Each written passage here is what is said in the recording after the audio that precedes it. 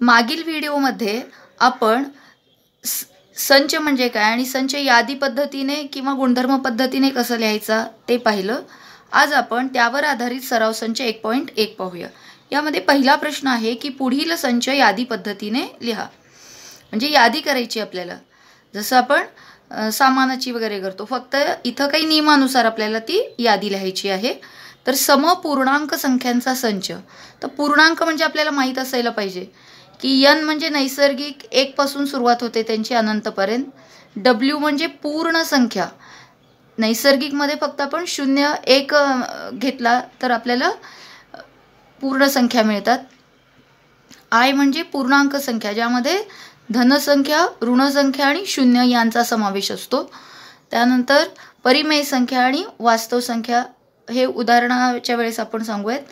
तर हे आपल्याला माहिती असायला पाहिजे। समपूर्णांक संख्यांचा संच म्हणले, पूर्णांक म्हणजे हे येणार आहे धन आणि ऋण, यातले फक्त समज घ्यायचेत आपल्याला, म्हणजे ऋण 2, ऋण 4, ऋण 6 आणि इकडे 2 4 6। तर कसं लिहिणार पहा, यादी करायची असेल तर पहिल्यांदा आपल्याला त्या संचाला महिरपी कंसात लिहावं लागेल। एक एक घटक आता आपण लिहिणार। अनंत आहे इथं, अनंतपासून ऋण 6 असेल, ऋण 4, आता याचा अर्थ काय, ऋण 1, ऋण 2, ऋण 3, ऋण 4, ऋण 5 असं डावीकडे अनंतपर्यंत, आणि 1 2 आणि उजवीकडे अनंतपर्यंत 3 4 असं। तर यातले फक्त सम घ्यायचेत आपल्याला, ऋण 6, ऋण 4, ऋण 2, त्यानंतर शून्य येणार नाही, 2 4 6 8 असं अनंतपर्यंत असेल। तर इथं एक लक्षात ठेवा मुलांनो, 3च टिंब द्यायचे आहेत, 3 पेक्षा जास्त टिंब द्यायचे नाहीत। तर हा झाला समपूर्णांक संख्यांचा संच। पुस्तकात याचं उत्तर केवळ 2 4 6 8 अनंतपर्यंत असं दिलेलं आहे। तर जर हे उत्तर आपल्याला पाहिजे असेल तर इथं पूर्णांक ऐवजी काय लिहावं लागेल, पूर्ण संख्यांचा संच लिहावा लागेल। त्यामुळे प्रश्नात जे दिलेलं आहे त्यानुसार मी इथं उत्तर दिलेलं आहे। दुसरा प्रश्न आहे 1 ते 50 मधील सममूळ संख्यांचा संच। आता 1 ते 50 दरम्यान जर म्हणले तर 50 आणि 1 येणार नाही, पण 1 ते 50 मधील म्हणजे 1 पण येणार, त्यामध्ये 50 पण, बघा। तर हे शब्द व्यवस्थित लक्षात ठेवायचेत। तर 1 ते 50 मधील सममूळ संख्यांचा संच। आता मूळ संख्या म्हणजे आपल्याला माहिती आहे की ज्या संख्यांना त्याच संख्येशिवाय इतर संख्यांनी त्याच संख्येने भाग जातो, इतर संख्यांनी भाग जात नाही, त्यात पण सम असलेले। आपल्याला माहिती आहे की मूळ संख्या आणि ती पण सम असेल तर ती एकमेव आहे 2। तर 2 ही एकच आपल्याला मूळ संख्या येणार आहे। त्याच्यानंतरची मूळ संख्या जी आहे ती 3 आहे मूळ संख्या। तर 3 ही सम नाही आहे, विषम आहे, त्यामुळे येणार नाही। 3 नंतर इथं 4, 4ला 2 ने भाग जातो, त्यामुळे ती मूळ नाही आहे। 5 येतो बघा, 5ला इतर कुठल्या संख्यांनी भाग जात नाही, फक्त 5 ने आणि 1 नेच भाग जातो। 5 ही मूळ आहे, पण सम पण पाहिजे आपल्याला। 2 अटी आहेत तिथे, सम पण असायला पाहिजे, मूळ पण असायला पाहिजे, आणि तिसरं 1 ते 50 दरम्यान असायला पाहिजे, म्हणजे 5 सुद्धा येणार नाही। 6ला 2 ने भाग जातो, 7 मूळ आहे परंतु ती विषम आहे। म्हणजे जर आपण याच्या पुढे बघितलो तर सममूळ संख्या येणारच नाही, कारण 2च्या पुढे 4 6 8 या सगळ्या समसंख्या आहेत, आणि यातली मूळ कुठली असू शकणार नाही, कारण ह्या प्रत्येकाला 2 ने भाग जाणार आहे। त्यामुळे 1 ते 50 दरम्यान केवळ 1 आणि एकच मूळ संख्या आहे 2। त्यानंतर तिसरं पहा, सर्व ऋण पूर्णांकांचा संच। आता पूर्णांक म्हणजे परत लक्षात आलं पाहिजे, हे पूर्ण संख्या आहेत, पूर्णांक म्हणजे धन आणि ऋण आणि शून्य। आता सर्व ऋण पूर्णांक घ्यायचेत आपल्याला, म्हणजे ऋण 1, ऋण 2, ऋण 2, ऋण 3, ऋण 4 असं कुठपर्यंत लिहिणार, अनंत लिहू शकत नाही, म्हणून 3 ठिपके द्यायचे, 3 टिंब द्यायचे आणि महिरपी कंस पूर्ण। काही मुलांनी उत्तरं दाखवलेली आहेत, तर महिरपी कंस व्यवस्थित करा, त्याचा सराव करा. पहिल्यांदा असा यस काढायचा आणि नंतर 2 आणि इकडं 2 काढायचं पहिल्यांदा आणि नंतर यस. तर सराव करा त्याचा. आणि चौथा प्रश्न आहे, संगीतातील 7 मूळ स्वरांचा संच. आता आपल्याला माहिती आहे संगीतातले 7 स्वर सगळ्यांना माहीत असतील. सा, रे, ग, म, प, ध, नी आणि सा. तर ह्या प्रत्येक घटकामध्ये स्वल्पविराम अत्यावश्यक आहे, कारण यादी पद्धतीने लिहिताना तो नियम आहे. आणि हे सर्व महिरपी कंसातच लिहायचं आहे, साध्या कंसात, चौकटी कंसात लिहून चालणार नाही. आता दुसरा प्रश्न पाहूया. खाली चिन्हात दिलेली विधाने शब्दात लिहा. तर इथं चिन्ह वापरलेले आहेत, तर या चिन्हांचा आपल्याला अर्थ शब्दात लिहायचा आहे. मागच्या व्हिडिओत आपण पाहिलेलं आहे की याचा अर्थ काय, की चा घटक आहे असा त्याचा अर्थ होतो. तर 4/3 हा क्यू या संचाचा घटक आहे. आता क्यू म्हणजे काय आहे ते तुम्हाला माहिती असेल, गेल्या व्हिडिओत सांगितलेले मी. क्यू म्हणजे परिमेय संख्या ज्याच्यात पूर्णांक आणि अपूर्णांक येतात. तर 4/3 हा क्यू किंवा परिमेय संख्या संचाचा घटक आहे. क्यू या संचाचा घटक आहे असं आपल्याला शब्दात लिहायचं आहे.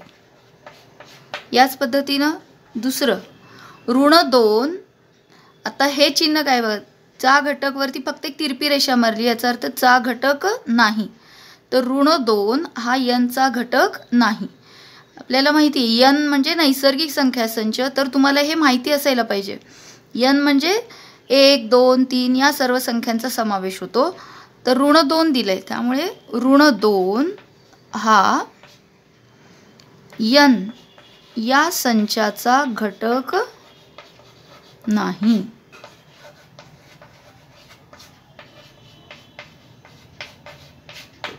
याच पद्धतीने तिसरं पहा. आता इथं एक संच लिहून दाखवलेले आहे. इथं पी आहे, कॅपिटल पी बरोबर संच हा कॅपिटल अक्षराने दर्शवतो आणि त्यातला घटक हा लहान अक्षरांनी दर्शवतो. जसं इथं स्मॉल पी दाखवलेलं आहे, वर उभी रेषा दाखवली बघा. तर पी हा अशा स्मॉल पींचा संच आहे. कसं लिहिणार पहा शब्दात त्याला. पी हा अशा स्मॉल पींचा संच आहे की, कसे आहे ते स्मॉल पी, की स्मॉल पी ही विषम संख्या आहे. स्मॉल पी ही विषम संख्या आहे. तर असं आपल्याला शब्दात हा प्रश्न लिहायचा होता. आता तिसरा प्रश्न पाहूया. कोणतेही 2 संच यादी व गुणधर्म पद्धतीने लिहा. तर कोणतेही 2 संच, तर इथं आपण यादी पद्धतीने लिहूयात आणि दुसऱ्या बाजूला गुणधर्म पद्धतीने लिहूयात.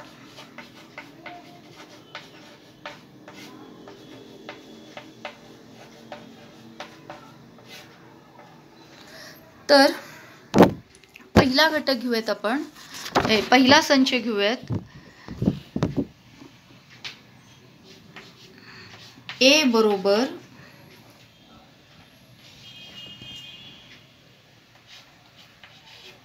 15. तर हा संच आपण गुणधर्म पद्धतीने कसे लिहूयात. ए बरोबर गुणधर्म पद्धतीमध्ये आपण एक स्मॉल अक्षर घेतो, मग स्मॉल ए घ्या किंवा स्मॉल एक्स. तर एक्स हा असा आहे की एक्स, आता 15चं वैशिष्ट्य किंवा गुणधर्म लिहावं लागेल. आता 15चं नेमकं वैशिष्ट्य आपल्याला सांगता येतं का पहा. नसेल तर 15 हा 14 पेक्षा मोठा आहे आणि 16 पेक्षा लहान आहे. तर आपण चिन्ह वापरू शकतो. सगळ्यांना माहिती हे चिन्ह, की जिकडं 2 टोक येतात ती संख्या काय असते मोठी आणि जिकडे 1 टोक येतं ती संख्या लहान असते. तसंच हा 16 मोठा आहे 15 पेक्षा. म्हणजे हा 15 म्हणजे काय आहे, x आहे. तर आपण असंही लिहू शकतो की x हा 14 पेक्षा मोठा आहे आणि लहान आहे कोणापेक्षा, 16 पेक्षा. आणि हा n परत धन आहे ऋण आहे हे आपल्याला समजण्यासाठी x हा n चा घटक आहे असं आपल्याला लिहावं लागेल. दुसरा संच बघा, आता जे तुम्हाला मी घरचा अभ्यासला दिले होते त्यापैकी आपण सोडूयात. b हा असा संच आहे की इंद्रधनुष्यातील रंग. इंद्रधनुष्यातील रंग म्हणजे समजा, तर हा क्रम एक लक्षात ठेवायचा आहे म्हणून मी हे उदाहरण घेते. ताना पिही निपाजा, तांबडा, नारिंगी, ताना पिवळा, हिरवा, निळा, पारवा, जांभळा.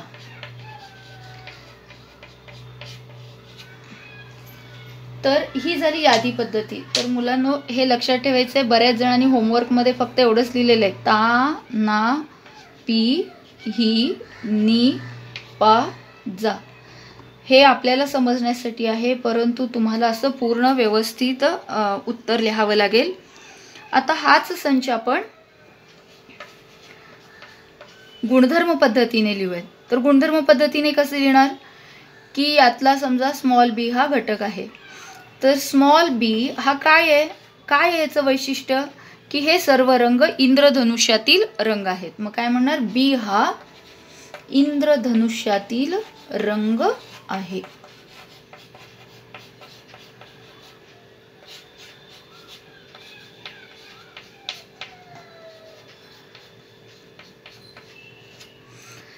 तर असं आपल्याला संच, विविध संच दोन्हीही पद्धतीनं लिहिता येतील.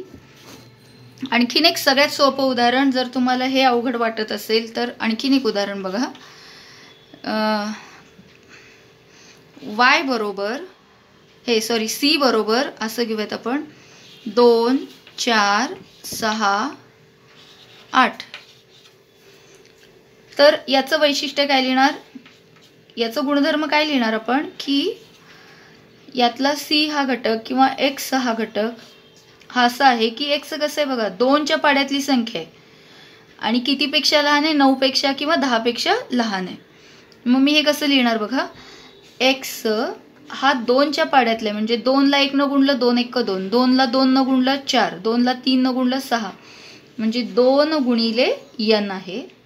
आणि यातला हा n जर मी 1 घेतला तर 2 1 2 मिळतं, n जर 2 घेतला तर बे दोन्ही 4, 3 घेतला बे त्रिक 6. तर हा n 1 ते 4 पैकी आहे म्हणजे 1 घेतला 2 मिळेल, 2 घेतला बे दोन्ही 4, 3 घेतला बे त्रिक 6, 4 घेतला बे चौक 8 म्हणजे n ची किंमत आपण 1 ते 4 केली तर असं लिहू शकतो 1 2 3 4 असं लिहा. किंवा n हा कुणापेक्षा लहान आहे, 5 पेक्षा लहान आहे, 4 पर्यंतच आहे त्यामुळे 5 पेक्षा लहान आहे आणि हा n धनच आहे त्यामुळे आपल्याला काय लिहावं लागेल, नैसर्गिक संख्या संचाचा घटक आहे. तर असंही आपण एखादा संच लिहू शकतो. आणखीन तुम्ही 2 उदाहरणं स्वतःची या पद्धतीनं लिहायचा प्रयत्न करायचा आहे. चौथा प्रश्न पहा, यादी पद्धतीने लिहायचा आहे आपल्याला. तर त्यातला पहिला आकडा आहे हिंदू सौर वर्षातील महिन्यांचा संच. तर हिंदू सौर वर्ष सर्वांना माहिती का पहा, आपल्याला मराठी महिने माहिती आहेत, चैत्र वैशाख ज्येष्ठ फाल्गुनपर्यंत म्हणतो आपण. तर हिंदू सौर वर्षामध्ये सुद्धा तेच महिने येतात, फक्त ते आपल्याला त्यातला जो मार्गशीर्ष महिना आहे त्याऐवजी आपल्याला अग्रहायण लिहावं लागेल. तर मी लिहिते पहा, पहिला महिना आहे चैत्र, वैशाख, ज्येष्ठ, आषाढ, श्रावण, भाद्रपद,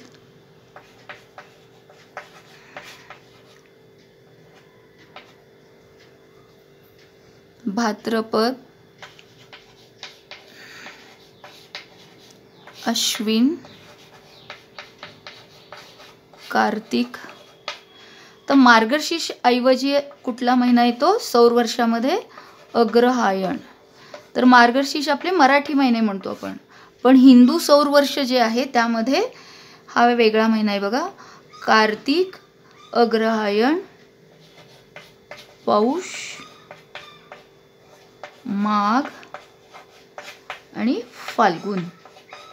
तर असे 12 महिने येतात. तर हा फरक लक्षात घ्यायचे सर्वांनी. अग्रहायण एक महिना वेगळा आहे. त्यानंतर दुसरं आहे कॉम्प्लिमेंट या शब्दातील अक्षरांचा संच. तर कॉम्प्लिमेंट हे शब्द दिले, यातले अक्षर लिहायचे फक्त आपल्याला. सगळ्यात सोपा प्रश्न आहे पहा. सी. आता यांनी कॅपिटल दिले तर आपण सगळं कॅपिटल घेणंच भाग आहे. स्मॉल दिलं तर स्मॉलच लिहिणार आहे आपण. COM. सर इथं पी राहिलेलं आहे.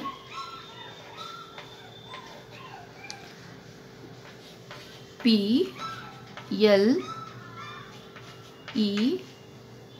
बघा, आता यम परत लिहिणार नाही आपण, कारण इथं यम झालेलं आहे. ई झालेलं आहे. N आणि T. तर अशा पद्धतीने हा संच आपला लिहून होईल. आता तिसरा प्रश्न पाहूया आपण. मानवातील सर्व ज्ञानेंद्रियांचा संच. तर मानवामध्ये कोणकोणते ज्ञानेंद्रिय माहिती आहे आपल्याला? ज्या इंद्रियांनी ज्ञान होतं. कशाचं? दृष्टीचं ज्ञान. आपण बघतो कशामुळे? डोळ्यांमुळे. तर डोळे. वास कशाने घेतो? कोणत्या ह्याच्याने? तर नाक. नाक हे आपल्याला वासाचं ज्ञान करून देतात.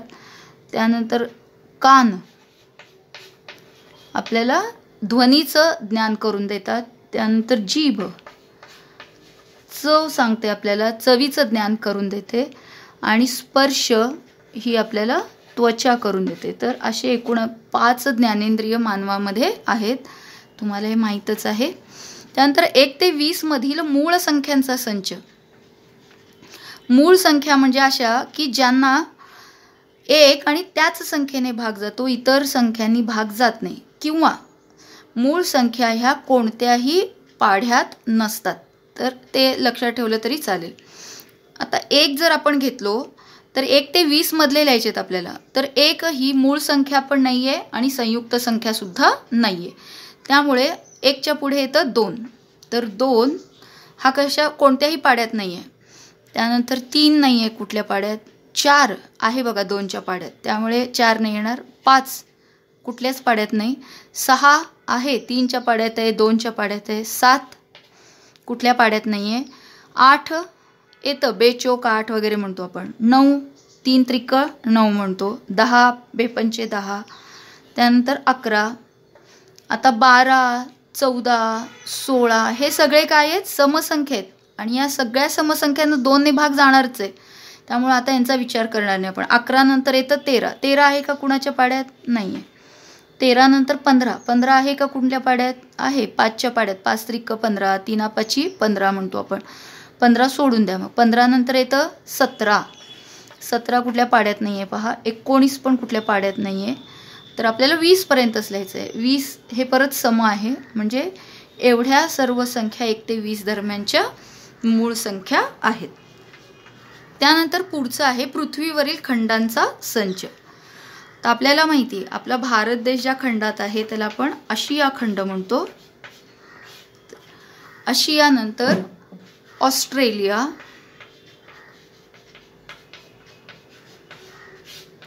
ऑस्ट्रेलिया, त्यानंतर आफ्रिका, युरोप खंड म्हणतो, उत्तर अमेरिका,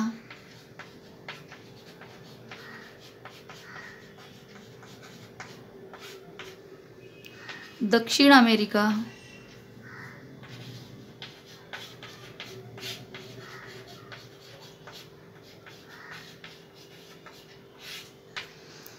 एक 2 3 4 5 6 7वा खंड आहे अंटार्क्टिका. ध्रुवाकड आहे सगळ्यांना माहिती असेल, भूगोलात आपण शिकलेलो आहोत. तर असे एकूण पृथ्वीवरील 7 खंडांचा संच. तर 5वा प्रश्न आहे, पुढील संच गुणधर्म पद्धतीने लिहा. तर यातला पहिला संच दिलेला आहे त्यांनी, ए बरोबर 1, 4, 9, 16, 25, 36, 49, 64, 81, 100. आपल्याला हे निरीक्षण केल्यानंतर लक्षात येतं, हा 1चा वर्ग आहे, 2चा वर्ग 4, 3चा 9, 4चा 16. आपल्याला वर्ग माहिती आहेत, 1चा वर्ग 1, 2चा वर्ग 4, 3चा वर्ग 9, म्हणजे 2 वेळा गुणाकार केला. 6, 7, 36, 7, 7, 49, 8, 8, 64, 9, 9, 81, 10, 10, 100. तर हे सगळे पूर्ण वर्गसंख्या आहेत. कुठंपर्यंतचे? 100पर्यंतचे. मग आपण असं लिहू शकतो, ए बरोबर, आता गुणधर्म लिहायचं असेल तर आपल्याला असं लिहावं लागतं, माहिती असेल, एक्स हा असा आहे की, उभी रेषा म्हणजे काय, हा असा आहे की एक्स हा कसं आहे, 1चा वर्ग 1 आहे आणि 10चा वर्ग 100, म्हणजे पहिल्या 10 नैसर्गिक संख्यांचा वर्ग आहे. एक्स हा, आता पहिल्या 10 का म्हणायचं आणि नैसर्गिक का म्हणायचं, किंवा ऋण घेतलं तरी पण त्याचा पण वर्ग एकच येतो बघा. त्यामुळे गोंधळ होऊ नये म्हणून आपण काय म्हणणार आहे, एक्स हा पहिल्या किती संख्येत, 10चा वर्ग आहे 100, पहिल्या 10 नैसर्गिक संख्यांचा, नुसतं नैसर्गिक संख्या नाही आहे, त्या नैसर्गिक संख्याचं प्रत्येक ठिकाणी इथं काय केलेलं आहे, वर्ग आहे. पहिल्या 10 नैसर्गिक संख्यांचा वर्ग आहे. तर हे असेल आपलं उत्तर. तर ही एक पद्धत झाली. हाच संच आपण दुसऱ्या पद्धतीनं असं पण लिहू शकतो. पहा, तुम्हाला यापैकी जे सोपं वाटतं ते तुम्ही लिहू शकता. एक्स हा असा आहे की एक्स हा वर्ग आहे. कुणाचा वर्ग आहे, समजा आपण यनचा वर्ग घेतला तर हा यन, पहिल्यांदा मी 1 घेतले 1 मिळेल, यन 2 घेतले 2चा वर्ग 4, यन 3 घेतले 3चा वर्ग आहे 9 येईल. असं यनची किंमत बदलणार आहे मी, कुठून कुठंपर्यंत घेणार आहे, 1 ते 10. मग कसं लिहिणार मी, 11पेक्षा लहान आहे, यन हा 11पेक्षा लहान. किंवा मी अजूनही असं लिहू शकते बघा, अजून तुम्हाला डिटेल लिहायचं असेल तर, यन हा 10 एवढा पण आहे आणि 10पेक्षा काय आहे, 10 मोठं आहे, म्हणजे यन हा काय आहे, 10 एवढा आहे आणि 10पेक्षा लहान आहे, असंही लिहू शकता. हे चिन्ह कळत नसेल तर तुम्ही डायरेक्ट असंही लिहू शकता की यन हा 11पेक्षा लहान आहे आणि यन हा नैसर्गिक संख्या संचाचा घटक आहे. तर बघा, यापैकी तुम्हाला कुठली पद्धत सोपी वाटते तो तुम्ही लिहू शकता. त्यानंतर इथं दुसरा संच दिलेला आहे बी. तर बी काय दिलेलं आहे पहा, 6, 12, 18, 24. तर पाढा इथं 6चा, 6 1 6, 6 2 12, 6 3 18, 6 4 24, असं 6 8 8पर्यंत आहे पाढा. मग हा संच कसा लिहिणार पहा, वरच्यासारखं असं सोप्या पद्धतीने लिहू शकतो आपण. एक्स हा असा आहे की एक्स काय आहे, 6च्या पाढ्यातील कुठंपर्यंतची संख्या आहे, 50पेक्षा लहान संख्या आहे, कारण 6 8 48, 6 90 54, 50पेक्षा मोठी येते. मग काय म्हणणार, एक्स हा 6च्या पाढ्यातील, एक्स ही 6च्या पाढ्यातील 50पेक्षा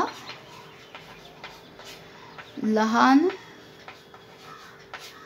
संख्या आहे. असं आपल्याला गुणधर्म शोधता आला पाहिजे. जी यादी दिलेली आहे, हे सर्व घटकांचा काय गुणधर्म आहे तो गुणधर्म आपल्याला इथं लिहिणं, म्हणजेच गुणधर्म पद्धतीने संच लिहिणे. आता हेच मी बघा अजून कसं लिहू शकते. एक्स हा कसं आहे, 6च्या पाढ्यातील किंवा 6च्या पटीतील असंही लिहू शकता तुम्ही. पाढ्यातील ऐवजी पटीतील हा शब्द जरा जास्त योग्य असेल. 6च्या पटीतील. तर पट म्हणजे काय म्हणतो आपण, गुणिले. एक्स हा काय आहे, 6 गुणिले यन आहे.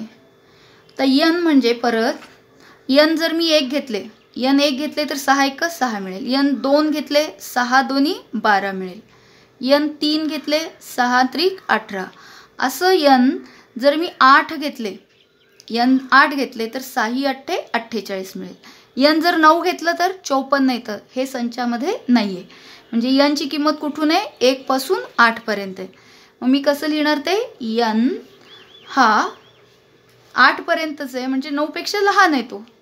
आणि यन हा परत नैसर्गिक संख्या संचाचा घटक आहे. तर असंही आपल्याला लिहिता येतं.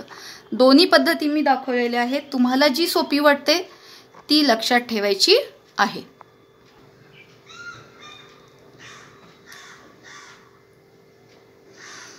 तिसरा प्रश्न पहा. सी बरोबर महिरपी कंसात SMILE. तर याचा गुणधर्म काय आहे?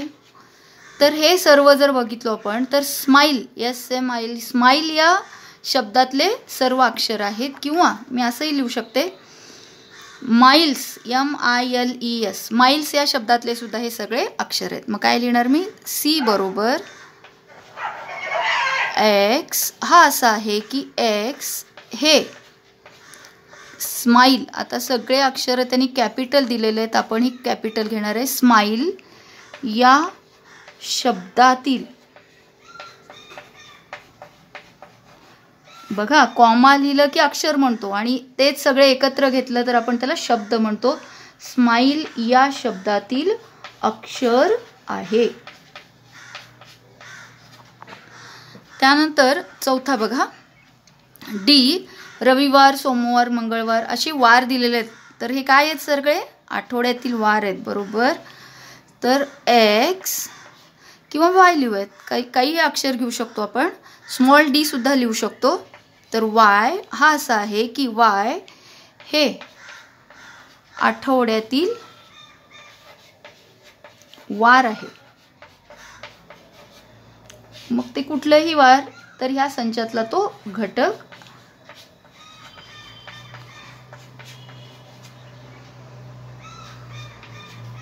आता शेवटचं दिलं बघा. कॅपिटल X बरोबर AET असं दिलेलं. आता स्मॉल अक्षर आहेत हा. मग हा संच जर लिहायचा असेल तर कसं लिहिणार आपण? तर लक्षात येतं EAT, ईट म्हणजे खाणे. ईट या शब्दातील अक्षरांचा संच आहे. किंवा TEA. तर काय लिहूयात? X हे T. आता शब्द लिहिताना इथं अवतरण चिन्ह लिहायचं आहे. टी. आता मी स्मॉल लिहिले बघा. इथं सगळे कॅपिटल घेतले कारण त्यांनी कॅपिटल दिलं होतं. इथं स्मॉल दिलं, स्मॉलच लिहिणार. टी या शब्दातील अक्षर आहे.